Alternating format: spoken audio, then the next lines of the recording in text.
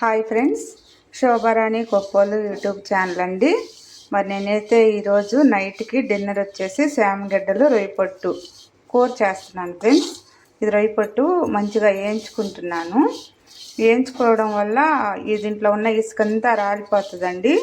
తర్వాత శుభ్రంగా మంచినీళ్ళు పోసి మంచిగా కడుక్కొని అప్పుడు కర్రీలో వేసుకోవాలి, లేకపోతే ఇసుకగా ఉంటుందండి. మరి మంచిగా వేయించుకుందాము. మంచి స్మెల్ వస్తుంది ఫ్రెండ్స్. చూడండి, చాలా మంచి స్మెల్ వస్తుందండి. బాగా వేగిపోతుంది.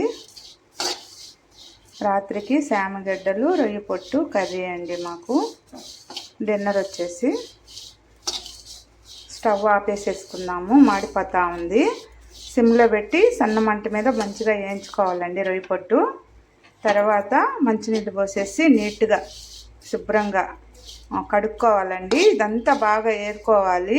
కిందంతా ఇసుకుంటుంది, కింద భాగంలో అంతా ఇసుకుంటుంది. శుభ్రంగా ఏరుకోవాలండి. ఇదంతా పైదంతా తీసుకొని ఇసుక పడేసేసి అప్పుడు వాటర్ వేసి మంచిగా కడుక్కోవాలండి రొయ్య పొట్టు.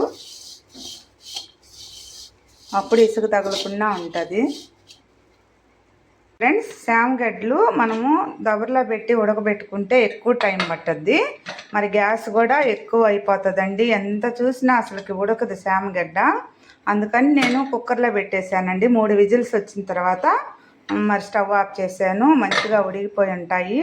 మనకి గ్యాస్ ఆదా అవుతుంది, తొందరగా శామగడ్డలు ఉడుకుతాయండి కుక్కర్లో పెట్టుకోవడం వల్ల. దబర్లో పెడితే చాలాసేపు కానీ ఉడకవు అసలుకి. ఎంత మంచిగా ఉడికిపోయిందో, చాలా మెత్తగా ఉడికిందండి గడ్డ. 3-4 విజిల్స్ వచ్చిన తర్వాత స్టవ్ ఆఫ్ చేసుకోవాలి, లేకపోతే ఇంకా చిదురుడిపోతాయండి.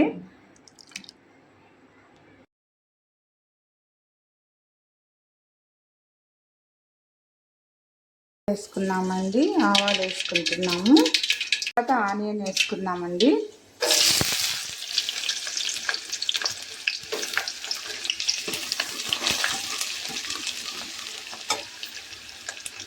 ఆనియను పచ్చిమిరపకాయలు వేసుకుందాము. బాగా ఫ్రై అవనిద్దామండి.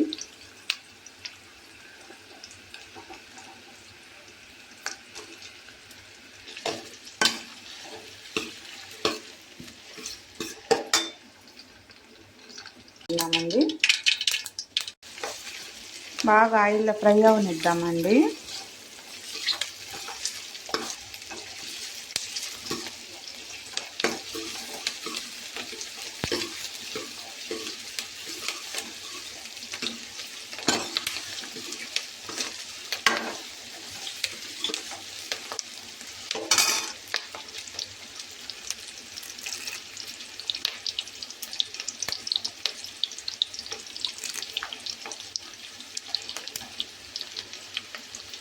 తర్వాత కరివేపాకు వేసుకున్నాము.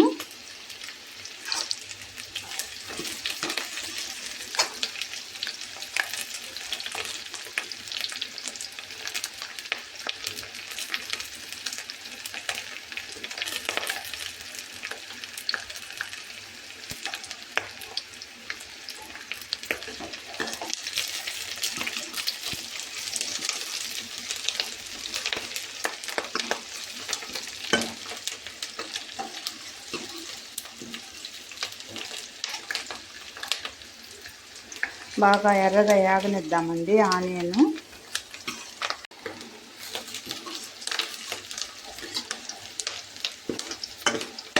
ఫ్రెండ్స్, ఆనియన్ బాగా వేగిపోయింది కదా. ఇప్పుడు టమాటాలు వేసుకున్నామండి.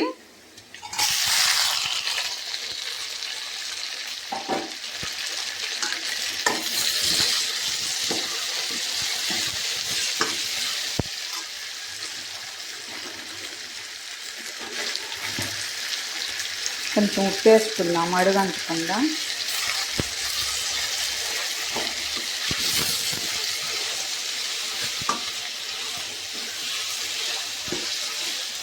వేడి నీళ్ళన్నీ వంచేద్దామండి.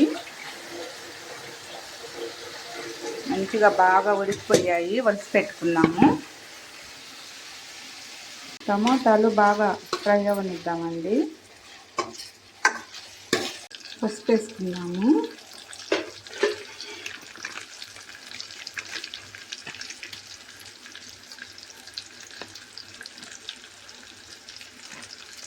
శామగడ్డలు ఉడకబెట్టినవి కూడా ఆయిల్లో వేసి ఫ్రై చేస్తున్నానండి.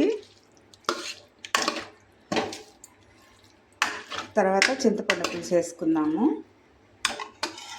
చూడండి ఫ్రెండ్స్, ఉప్పు, పసుపు, కారం బాగా ఆయిల్లో మరి శామగడ్డలు, టమోటా, ఆనియన్ అంతా మగ్గనిచ్చాం కదండి. తర్వాత వచ్చేసి కొంచెం చింతపండు పులుసు వాటర్ వేసుకున్నానండి.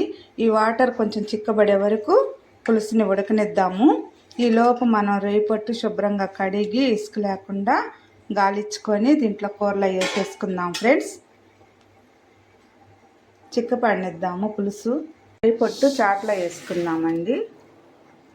చూడండి ఎంత ఇసుక ఉందో, ఇదంతా ఇసుకేనండి. అందుకే చాట్లో వేసుకొని కొంచెం కొంచెంగా తీసి మనం మంచినీళ్ళలో వేసుకుందామండి.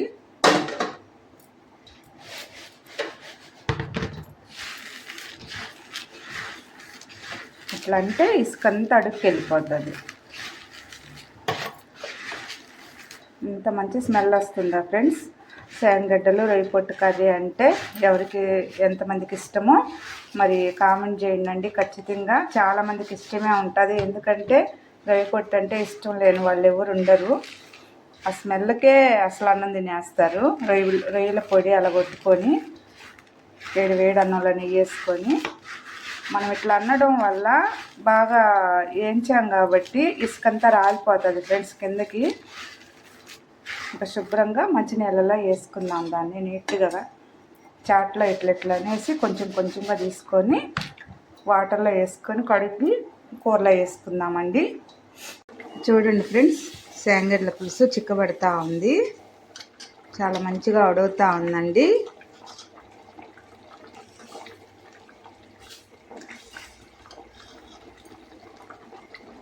చూడండి ఫ్రెండ్స్, రొయ్యపొట్టు అంతా చేస్తే ఇసుకంతా ఇంత వచ్చింది. దీంట్లో ఖచ్చితంగా చాలా ఇసుక ఉంటుందండి. అందుకే దాన్ని వదిలేసాను, వేయట్లేదు కూరలో. చూడండి ఫ్రెండ్స్, మంచినీళ్ళు పోసి కడిగానండి 2 సార్లు. వేయించిన రొయ్యపొట్టు అండి. ఇప్పుడు దీంట్లో అంత ఇసుక ఉండదు, ఎందుకంటే ఇందులో ఉంది ఎక్కువ. ఇంక ఈ వాటర్లోకి ఇంకా అడుగుకి వెళ్ళిపోతుంది కదా, అందుకని కొంచెం కొంచెం ఇట్లా గాలిచ్చి అప్పుడు నేను కర్రీలో వేస్తానండి. డైరెక్ట్గా వేయకుండా దీన్ని కూడా గాలిస్తాను. ఇసుకంతా కిందకి వెళ్ళిపోద్ది. ఇప్పుడు ఇసుక తగలకుండా ఉంటుంది మనం అన్నం తినేటప్పుడు కూరలో. రొయ్యపొట్టు యాంచుతుంటే ఇల్లంతా మంచి స్మెల్ ఫ్రెండ్స్. చాలా బాగా మంచి స్మెల్ వచ్చింది. అందుకే శామగడ్డలు రొయ్యపొట్టు కర్రీ చేస్తున్నానండి. ఇది ఆల్రెడీ ఏం చేస్తున్నాం మంచిగా. చూడండి ఎంత ఎర్రగా ఎంత బాగా వచ్చిందో ఫ్రెష్గా. ఇంకా కడిగి దీంట్లో వేసేయడమే. ఇట్లా అంటే పైది వచ్చేస్తుంది. ఇసుక ఏదన్నా ఉంటే అడుగుకి వెళ్ళిపోతుందండి. కర్రీలు వేసేస్తున్నాను.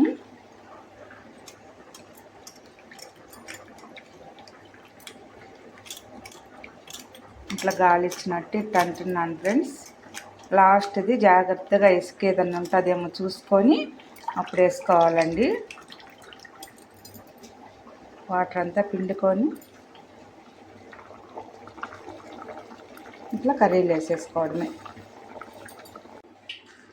చూడండి ఫ్రెండ్స్, మరి రొయ్యపొట్టు వేసేసాం కదా, కూర కూడా చాలా చిక్కబడుతుంది. ఒక 5 నిమిషాల తర్వాత స్టవ్ ఆఫ్ చేసుకుందామండి. మరి రొయ్యపొట్టు శామగడ్డల పులుసు రెడీ అయిపోయింది. ఇంకా వేడి అన్నంలో వేసుకొని తినేసేయడమేనండి.